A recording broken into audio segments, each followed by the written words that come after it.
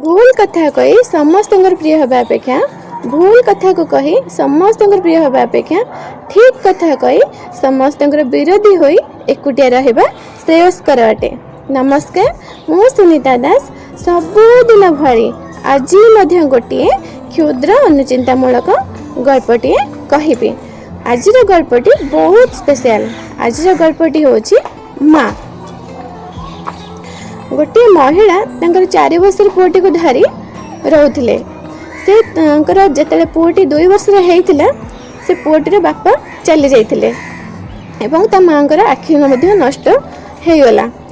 एहीपरि भाबरे से पुओटी को एकुटिया धरी बहुत कष्ट रे जीवन अतिबाहित करथिले। जेते दुख कष्ट पड़िले मध्य से तांको पुओर सब इच्छा पूर्ण करुथिले एवं जेते पुओ पाखरे रहउथिले सब बेले हस हस मुहरे से रहउथिले। केबे भी निजे दुखर अछंती बोली पुओ को अनुभव करू नथिले।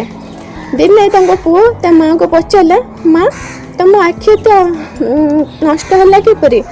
से मां ताको उत्तर देले जे मु जेते छोटे हेइथिली मु सेते आखि नष्ट हो जाइतिला आ मु सेबेटु ही असुंदर देखा जाउची। एहीपरि भाबरे पुओटीर किछि प्रभाव पड़लानी कहीं से छोटियाटे हे सब कथा किसी जानी पारलानी।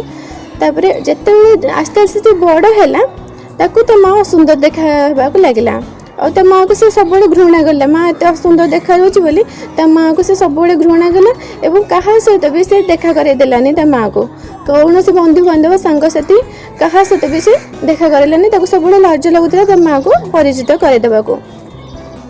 एहीपरि किसी दिन बीतीगला पर तार बाहागर ता माँ करदेले।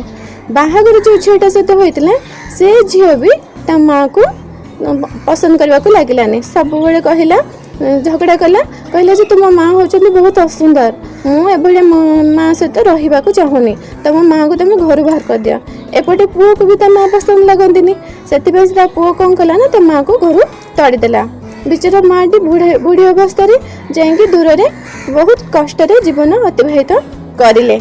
दिने तांको पुओंकर जन्मदिन होता है। ता माँकर मन था जे मो पुओर आज जन्मदिन। से गोटे लफाफा एवं गोटे फुलटे धरिकी पुओ पाखक गले। पुओ पाखक जाकि दुआर मुह बाहर जाई से पुओटी को आशीर्वाद देले भलरे रहा जीवन बीतने शुभ चिंता प्रकाश करें एवं से लफाफा एवं फुलटी को पुओ को दे देकी पलि आसले। कहीं जानी पुओ पसंद करती एवं लज्जित अनुभव करती सांगसाथी सहित देखाई। तो घरे पार्टी चली तो पुओ रागी जीव निश्चिंत कहीं मो माँ आसला बोली से पुओ को फुल दे देकी पलि आसिले। फुल एवं लफाफा देकी पलि आसिले। राति सारा पार्टी चलला। जिते राति पार्टी सरीगला से पुओटी मन पड़ा जे तो माँ ताको गोटे किसी दे देकी जाइछंदी। से पुओटी जाकि से लफाफाटी को खोलिला। से किसी गोटे लिखा होता जे बहुत सारा आशीर्वाद शुभकामना ता माँ प्रथम जनईले। तौक थिला पुओ तू मत सब असुंदर कहूना आ सब मत पचारूना मो आखि गोटे किपरि नष्ट हो गला। मुझे आज पर्यंत मिछ कही मोर छोट बो आखि नष्ट हो जाती बोली ते मिछ कही कहीं ना मोर जानी तू छोट पिला थिलु किसी बुझीपारूना से मिछ कही।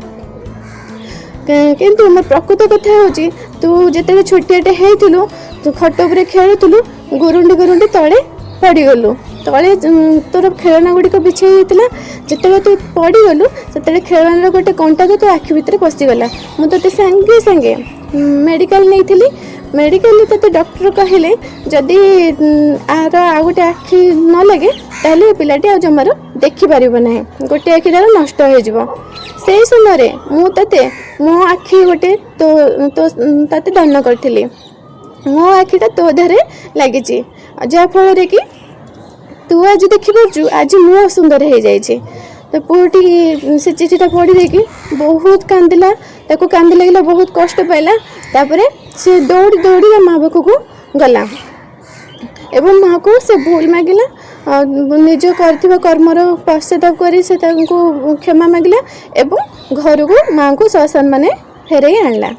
तो आम ए शिखिले माँ सुंदर हूँ कि असुंदर हूँ समस्त माँ समस्त स्पेशल होती माँ के खराब हो न माँ मैंने हूँ बहुत भल कहीं से आम दुनिया को आनी आम छोट बड़े बहुत दुख सुख सही आमको बहुत बड़ करें जो आज निज पादे ढड़ा हो पारे निज कर्म जो आम आज लोक आगे परिचित हो पारे तेणु सब माँ को सम्मान दिंतु माँ को भल पाइबा दिंतु माँ को हस खुशी रखा चेष्टा करूँ। रोची नमस्कार समस्ते सुस्थ रुहतु भले रुहतु।